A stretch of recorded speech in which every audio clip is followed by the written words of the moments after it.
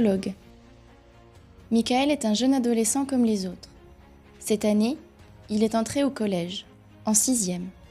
Il a fait comme si cela ne l'atteignait pas, mais quitté la cour d'école, ses professeurs et tous les élèves qu'il connaissait, pour cet immense bâtiment gris, empli d'inconnus et livré à lui-même, l'avait fortement inquiété.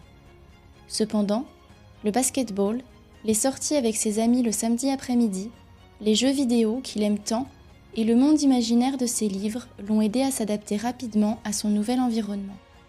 Comme la plupart des adolescents, il redoute les contrôles et n'aime pas vraiment faire ses devoirs. Il a la sensation que ses parents ne le comprennent plus. Sa petite sœur est encore un bébé, elle demande beaucoup d'attention et ne sera jamais un compagnon de jeu pour lui, tant leur écart d'âge est important. Même s'il est grand, il a parfois la désagréable impression qu'elle lui vole ses parents. Il lui semble que les rares fois où il s'occupe de lui, c'est pour le sermonner ou lui demander s'il a fait ses devoirs. Michael répond toujours sur un ton las. « Oui, je les ai faits. » Alors, ses parents lui disent « Ne sois pas insolent, parle-nous sur un autre ton, jeune homme. » Il rêve d'être grand et indépendant. Malgré cela, il savoure chaque câlin qu'il partage avec ses parents, même s'il ronchonne un peu pour la forme lorsqu'il l'enlace. En un mot, Michael grandit. Ses parents de leur côté aimeraient que leur fils soit plus autonome, qu'il range sa chambre et partage des moments avec sa petite sœur sans qu'on le lui demande. Ils sentent que Michael s'éloigne d'eux peu à peu, ce qui les désole. Ils ont, eux aussi, l'impression qu'ils ne se comprennent plus. Pour eux, leur fils ne les sollicite que lorsqu'il veut obtenir quelque chose. Un nouveau téléphone, parce que celui donné par son père est vraiment trop nul, l'autorisation de sortir faire du basket avec ses copains, ou de dormir chez eux, d'avoir de nouveaux habits plus tendance. Tout ceci est assez classique finalement.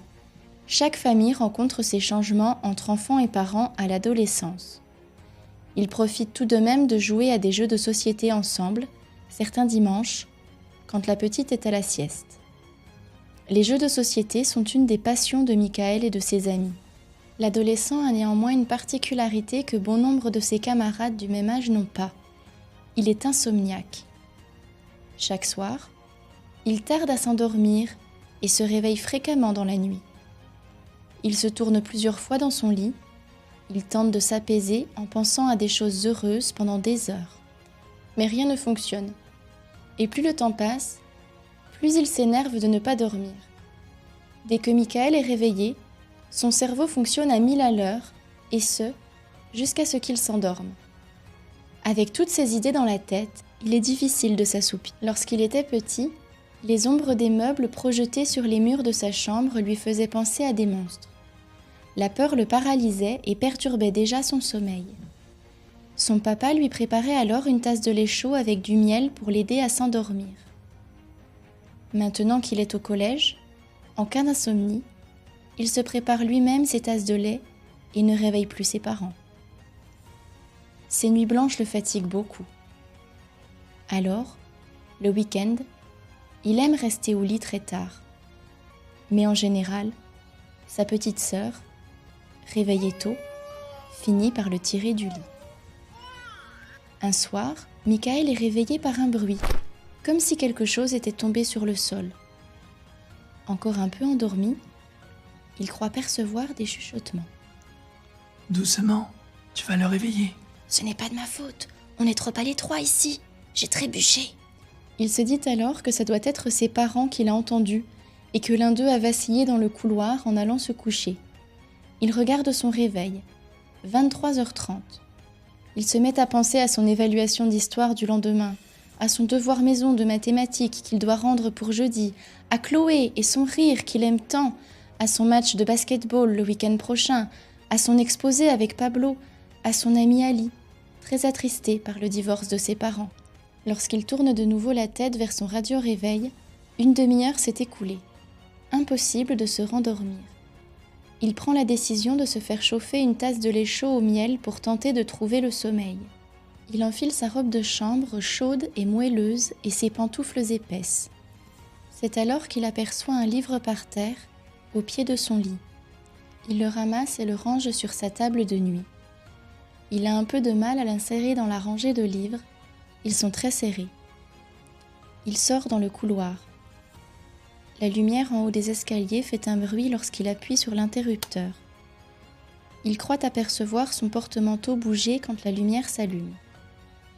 Mais les objets ne bougent pas tout seuls. Michael tend l'oreille, un peu inquiet que quelqu'un ait pénétré dans leur domicile et qu'il ait fait bouger le porte-manteau en se cachant. Mais il n'entend rien, il ne voit rien de suspect, tout est calme dans la maison. Sans doute son esprit lui joue-t-il des tours. Michael n'a jamais aimé se déplacer seul la nuit. Il a trop peur de tomber nez à nez avec un cambrioleur ou un fantôme. Il ne le dit à personne parce qu'il pense que ce sont les bébés qui ont peur du noir. Alors, chaque soir, il surmonte ses frayeurs en silence. Chaque fois, il avance au ralenti et dès qu'il a fini ce qu'il doit faire, il se précipite silencieusement dans sa chambre. Il s'y sent plus en sécurité une fois la porte close et la lumière allumée. Il descend discrètement les marches, sachant déjà que le plus dur sera de remonter sur la pointe des pieds, la tasse chaude dans les mains sans faire de bruit, sans se brûler et sans renverser de lait. Alors qu'il traverse le couloir séparant les escaliers de la cuisine, il croit entendre 2 personnes se disputer à voix basse. Il se demande pourquoi ses parents se sont levés en pleine nuit et pourquoi ils se chamaillent ainsi. Il colle son oreille contre la porte, mais il ne comprend rien de ce qu'ils se disent. Délicatement, il enclenche la poignée. Le silence règne dans la cuisine. Il pousse la porte doucement, le visage peiné par la dispute de ses parents, en s'excusant déjà de les déranger. Pardon, je ne voulais pas vous interrompre, mais je ne... Il s'arrête au milieu de sa phrase. Il n'y a personne dans la cuisine et la lumière est éteinte. Michael se dit qu'il doit être bien fatigué pour entendre des voix qui n'existent pas. Il prend une tasse dans le placard, se retourne brusquement, avec l'impression désagréable que quelqu'un passe dans le couloir. Il n'y a pourtant personne. Il prépare sa tasse de lait à toute allure, peu rassuré. Alors qu'il la met dans le micro-ondes, il se sent observé. La minute de chauffe lui paraît interminable.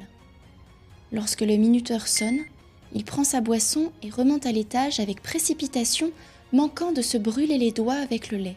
Dès qu'il ferme la porte de sa chambre, il se sent soulagé. Il allume sa petite lampe, se glisse dans les draps et boit son lait chaud tout en lisant son roman préféré, celui-là même qu'il avait retrouvé par terre avant de descendre.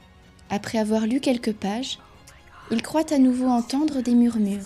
Il se concentre sur les bruits, mais n'entend plus rien. Dès qu'il a terminé de boire son lait au miel, il ferme son livre, éteint sa lumière et se couche sur le côté, prêt à s'endormir. Il est temps qu'il trouve le sommeil. Il voit et entend des choses qui n'existent pas, signe de son extrême fatigue, se dit-il. C'est alors que les chuchotements reprennent. Il se concentre sur eux, mais ceux-ci ne l'effraient plus, bien au contraire. Ces murmures incompréhensibles agissent comme une berceuse. Il ne se sent plus seul dans cette immense maison endormie. C'est comme s'il lui racontait une histoire. Ils lui permettent de s'imaginer 1000 aventures qui le conduiront bientôt au pays des rêves.